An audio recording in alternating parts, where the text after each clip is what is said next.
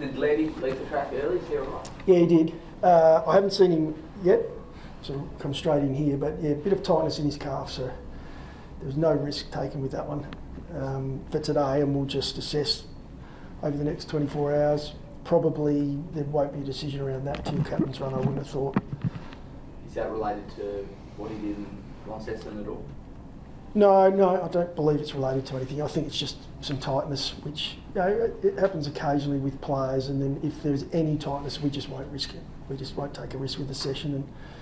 And he seemed in pretty good spirits when he was heading off, but yeah, we'll have to wait and see how that one pulls up. So when you say decision, captain's run is clearly in a bit of doubt then, Matt, is that fair? Well, we'll have to plan for him not to be there because, often with these, historically, if you look at them, if there's a little bit of something there, there's a risk. It might be 7 to 10 days, something like that, but we don't know. It could just be some tightness and he might pull up well. So zero risk for training, obviously. What about a big...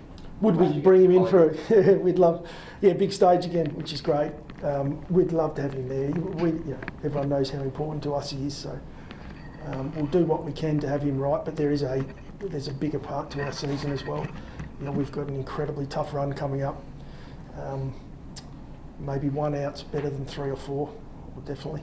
Given the success you had with Ben Keys on either side, would you look at that going Keysy on Nick Daicos? Yeah. There's so much commentary around it, and I've watched Nick play, and he's an outstanding player. So the less he has the ball in his hands, the better for us, because he's so good with the footy. It's not easy to do though. But we'll definitely put some time into Nick. But they are where they are because they're an outstanding footy team. Nick's a part of that, and he's an outstanding footballer. But we've got to make sure we don't take our minds off. It's actually, the best team's going to win on the day. But we will put a fair bit of time into a lot of their players. I mean, Pendlebury's an outstanding player. So who is it that you go to? I'm hoping Nick doesn't have too many uncontested possessions on the game. His engine seems amazing for a young player. Is Ben one of the few players in the competition that aerobically might be able to keep up with it? Ben's definitely aerobically fit. We'd like to think most of our group are reasonably fit and would be able to go. There's more to the game than just fitness. There's a change of pace, there's speed, there's reading the ball, reading the game. But it'll be one of those things we look at. We want to go in and play the way we play, but have huge respect for our opposition and make sure that we don't come away from the game and say, oh, what if? And I think Nick Daicos is a really obvious one at the moment that he's one of, if not the best player in the competition at this point. From a form point of view, what he does with the ball, the impact he has on games. So we're definitely going to look at that. Do you understand why teams haven't tagged him in the past? I think we've got to be careful to say teams haven't tagged him. We've watched a fair bit of vision, and I think there's a lot of attention that goes on to players. Some players are just very smart where they position themselves, and they've also got a strong team around them. And I'd say that's where the credit's probably due. Is their team at the moment is getting it done. One covers for another. They're very strong with the way they shape the ground, and Nick's an important part of that. What are the dangers of going to him with a really hard tag and say it's Keys or Murphy, and you basically take them out of the game to shut down Daicos and you sort of play 17, not 18? What are the dangers of committing to that tactic? Without talking about it too much, there are dangers that you make him go forward and he wins the game off his own boot in the last quarter. There are a number of things that the opposition can do. So there's tagging, and then what does that do to them? What can they change? So again, we're going to spend some time on it, but it's not the be-all and end-all. It's not the win and lose in this game. I think they're a much better side than just one player. So I hope that we sort of respect that, we being us as a footy team. And I know we will. We'll go out. We know we've all got to be on to be able to beat them. They play very much a team game. Just with Ladies, if we don't mind, just going back to that, who would that open the door for if he's unavailable? Yeah, well, we've had really good form. We probably dropped off at both levels a little on the weekend. We got the job done down in Tassie, but we didn't get the job done back here in SA. And our boys were probably disappointed with that drop off. In saying that, that's an event. That's not necessarily the trend. So we've got plenty of guys pushing for selection, especially through that midfield space. So your likes of Schoenberg, Berry, Crouch, these sort of guys have been putting their hands up. Hately, putting their hands up for us for an opportunity. This may be one of those, depending on what we decide to do. Whether we might move someone from forward and bring in a forward, but that's something we'll decide this afternoon. We won't have that done until Friday, depending on whether Laddie's right or not. Could this be a game for Crouch, given that Collingwood are a more contested team, especially in clearances, than they were last year? As I said, there's so many guys that are pushing for selection, and especially with the position Laddie's very much a first possession in and under sort of player. We feel like our guys at SNFL, all bring that. Berry especially, Matty brings that. As does Hately. Even Brown brings that as part of his weaponry. So it'd be an interesting match committee just to go through the what if Laddie's not right. Very fit. Yeah, Berry's right. So there was a little bit arrested today. We had a few guys with some general soreness. Hinge didn't train as well. A lot of that's just monitoring. We feel like those guys are going to be fine for the weekend. Were you happy with the performance in Launceston? Obviously the result you were, but coming off such an almost perfect performance against Carlton, how do you think you backed it up?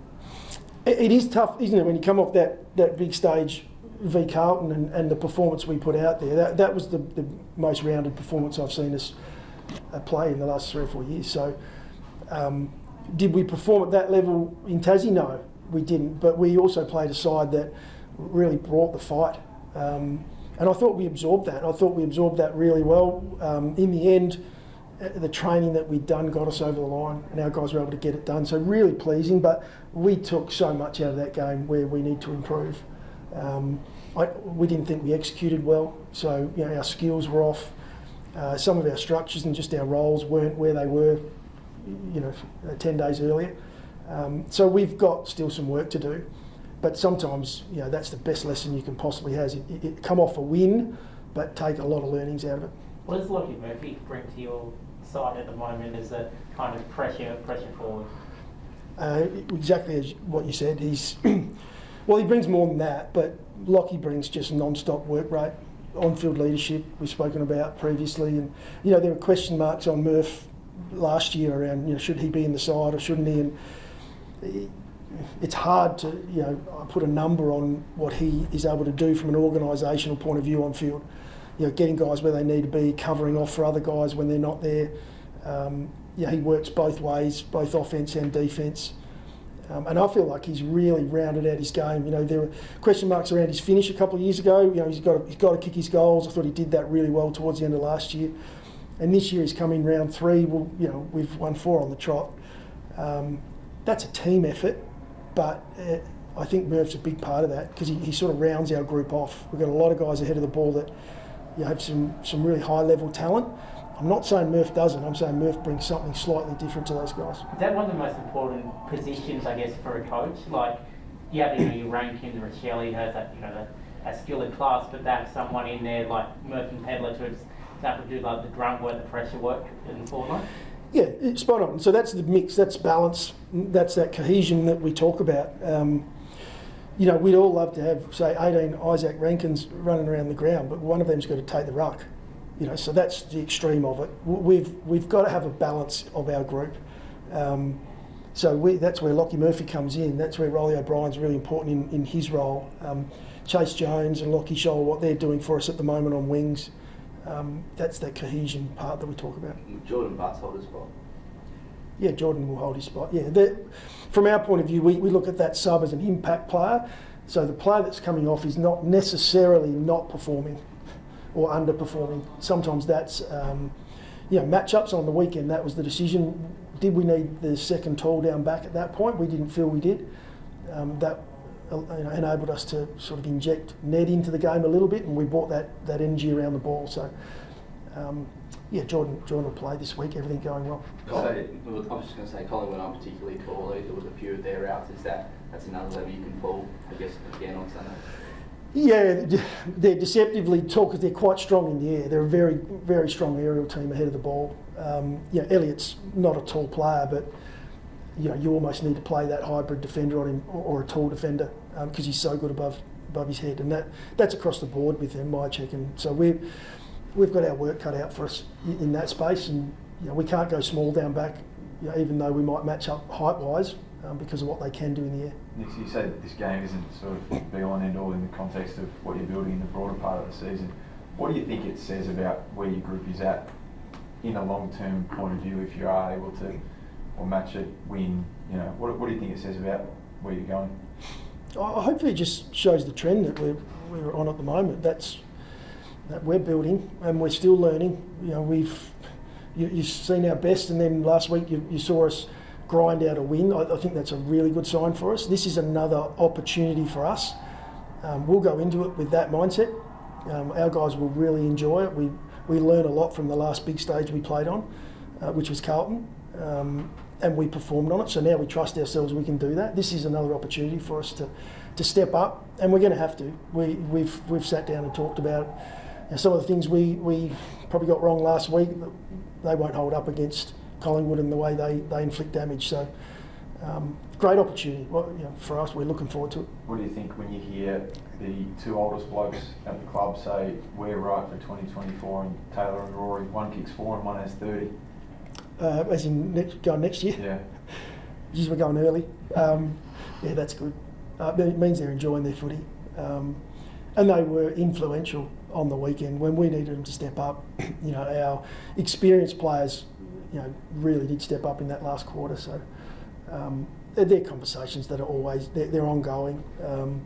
But at the moment, both have been very influential across the season, and I think they're enjoying playing alongside the younger guys. There are moments where our younger guys are actually starting to lead the older guys as well. So it's a sign of a good footy side.